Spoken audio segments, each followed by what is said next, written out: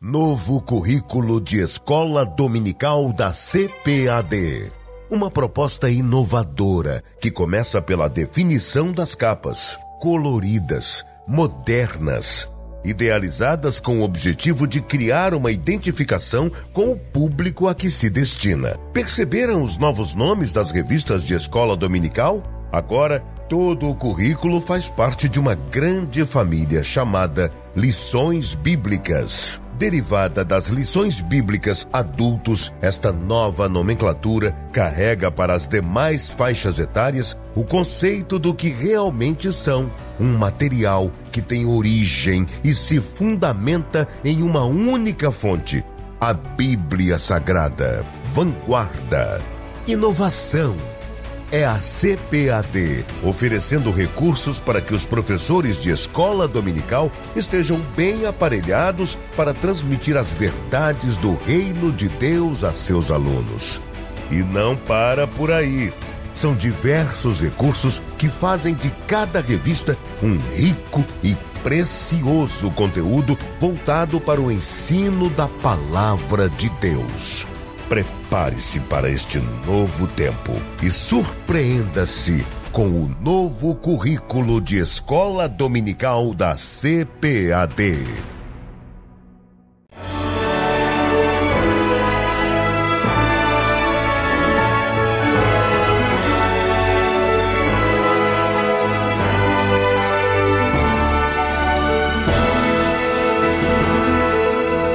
Subsídios. Lições Bíblicas Adultos. Lição 13. A gloriosa esperança do apóstolo. Lição de número 13. A gloriosa esperança do apóstolo. O texto básico está em 2 Timóteo, capítulo 6 a 8, e 1 Tessalonicenses 5, de 1 a 11.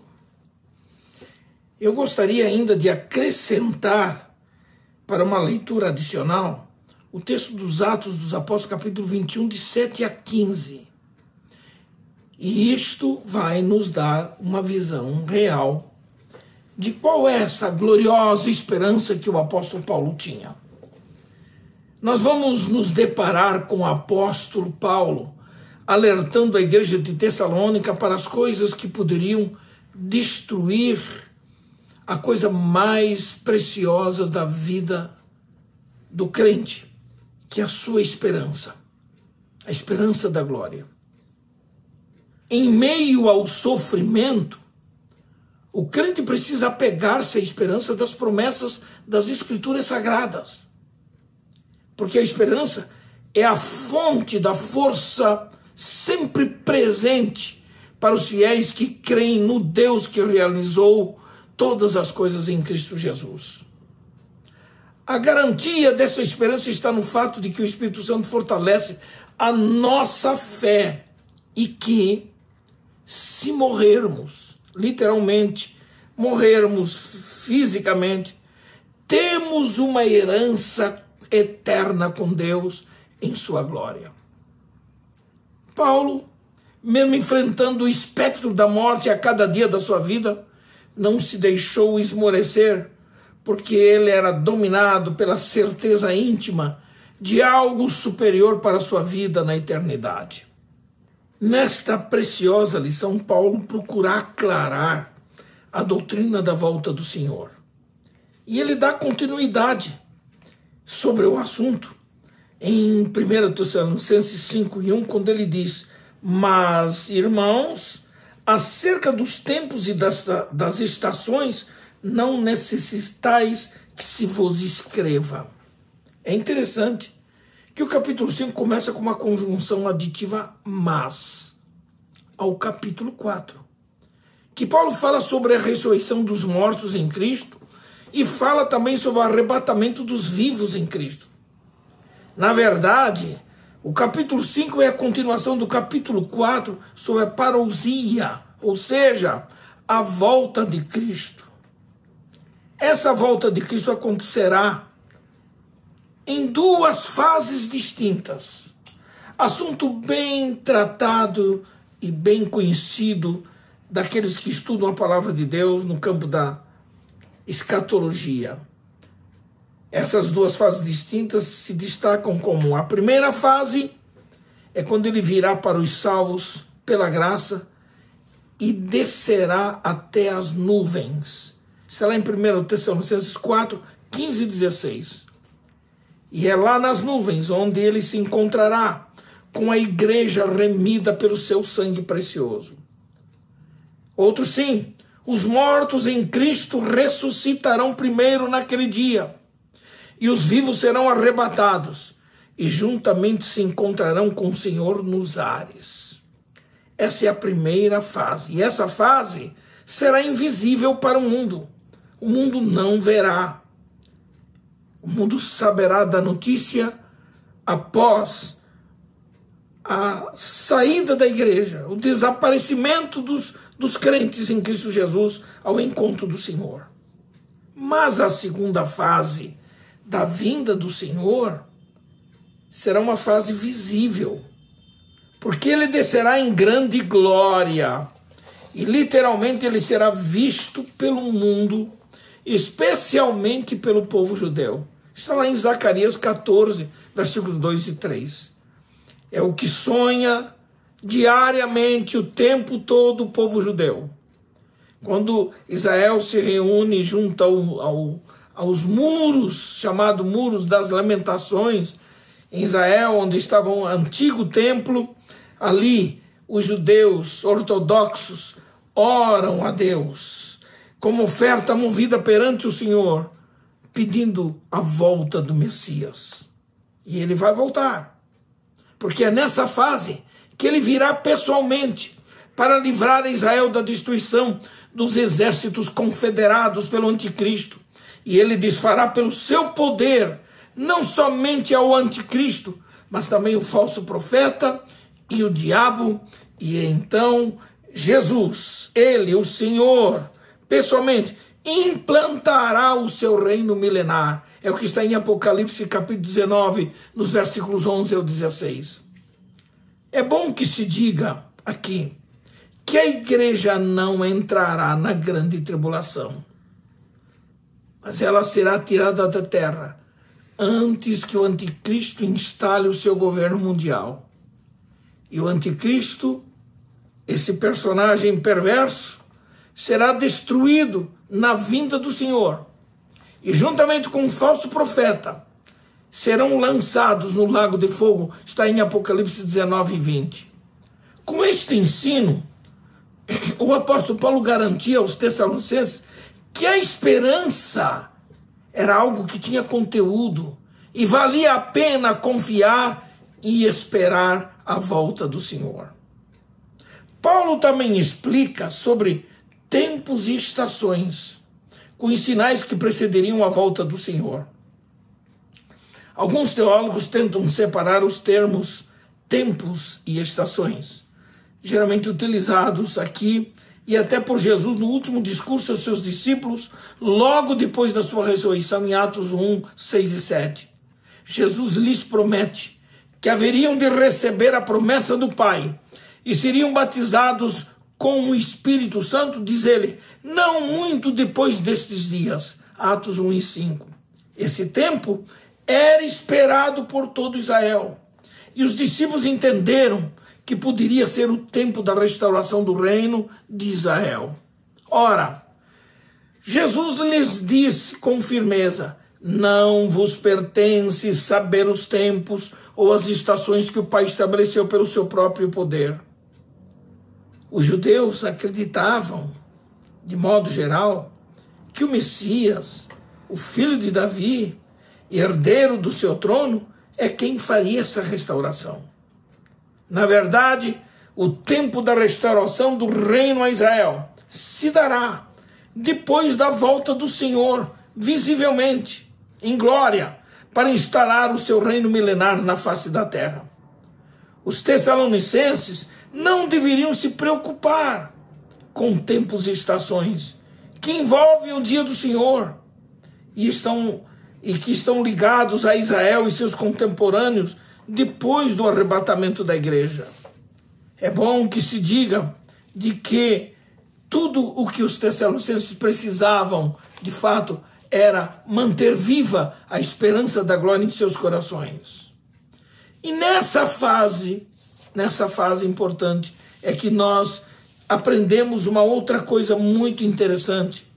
Paulo deixa o discurso da volta do Senhor para falar sobre a morte, e ele prevê a sua própria morte em 2 Timóteo, no capítulo 4, nos versículos 6 a 8, nós temos a seguinte escritura, e eu gostaria de ler isso. 2 Timóteo 4, 6 a 8, nos diz assim a palavra de Deus. Ouçam essa leitura para a gente entender perfeitamente. Porque eu já estou sendo oferecido por aspersão de sacrifício, e o tempo da minha partida está próximo. Combati o bom combate, acabei a carreira, guardei a fé.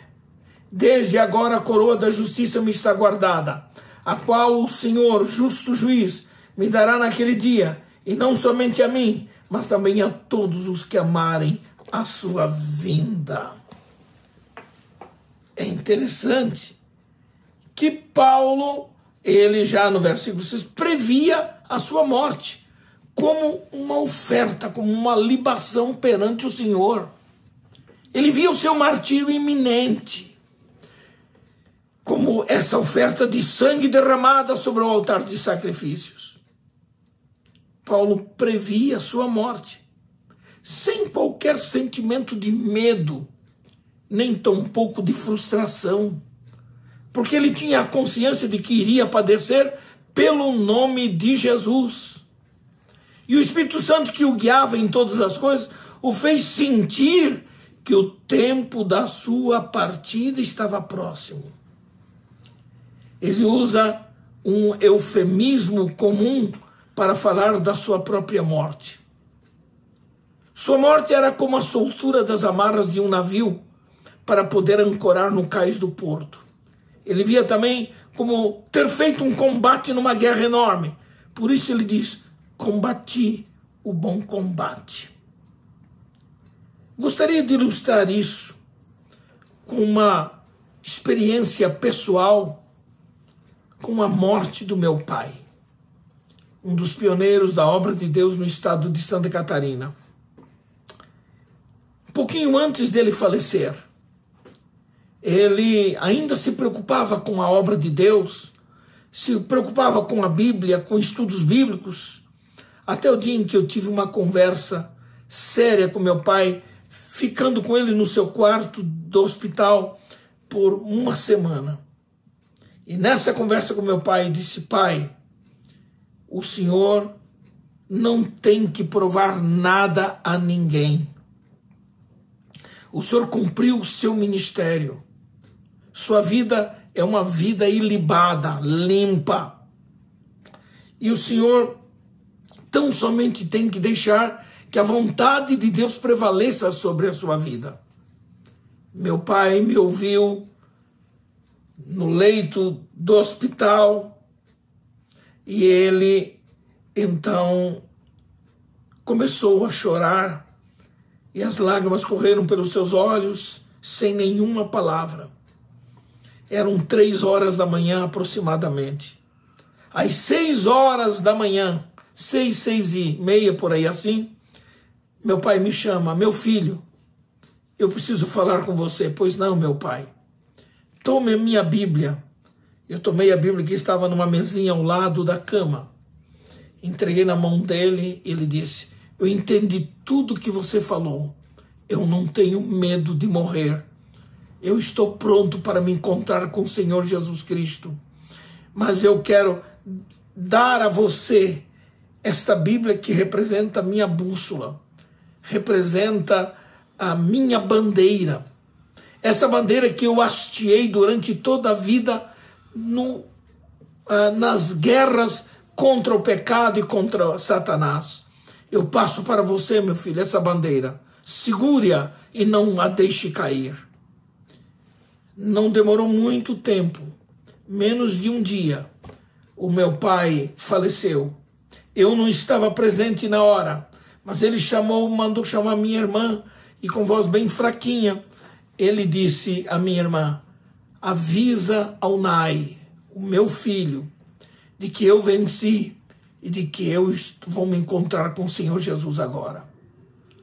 Esse espírito de sacrifício, de amor, de atitude perante a morte, é o que tem que prevalecer na vida daqueles que servem ao Senhor Jesus Cristo. E Paulo, então, nos dá um exemplo desse sentido. Ele declarou certa feita: combati o bom combate, acabei a carreira e guardei a fé.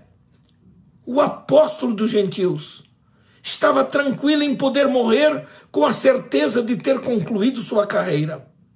E nessas palavras, Paulo trazia à tona toda a sua história, com erros e acertos. Ele não tinha do que arrepender-se, pois era o legado que ele deixava para os seus companheiros dos últimos anos. Alguns deles conhecidos como Timóteo, Tito, Silas, Tíquico, Erasto, Trófimo, Priscila e Áquila, e outros mais. Mesmo estando sozinho na prisão, esperando o momento de sofrer o seu martírio, Paulo podia olhar para o presente da sua vida naquele momento com uma atitude serena. Ele sabia que não podia evitar a morte física e, por isso, sabia também que sua morte seria como um alívio das cargas que ele levou até ali, pois deixar o corpo e galgar o céu na presença de Deus era a conquista maior para o grande apóstolo. Ele declarou aos coríntios: mas temos confiança e desejamos antes deixar este corpo para habitar com o Senhor. Aos filipenses, ele disse certa feita: partir e estar com Cristo, o que é incomparavelmente melhor. Filipenses 1:23. Ele podia também olhar para o futuro com a certeza do seu galardão. Ele podia ver pela fé que o seu trabalho não foi em vão, porque a coroa da justiça estava guardada para ele, e naquele dia próprio ele receberia essa coroa. O texto de 2 Timóteo 4:8 contém essas palavras: desde agora a coroa da justiça me está guardada. Paulo não pôde evitar os sofrimentos porque passou. Ele tinha consciência de que ele padeceria pelo nome de Jesus. Segundo a história, Paulo foi decapitado. Sua cabeça rolou na poeira do local do seu suplício, mas a sua alma e espírito imediatamente foram trasladados para o paraíso na presença de Deus. Que Deus abençoe a todos em nome do Senhor. CPAD, a editora da Escola Dominical.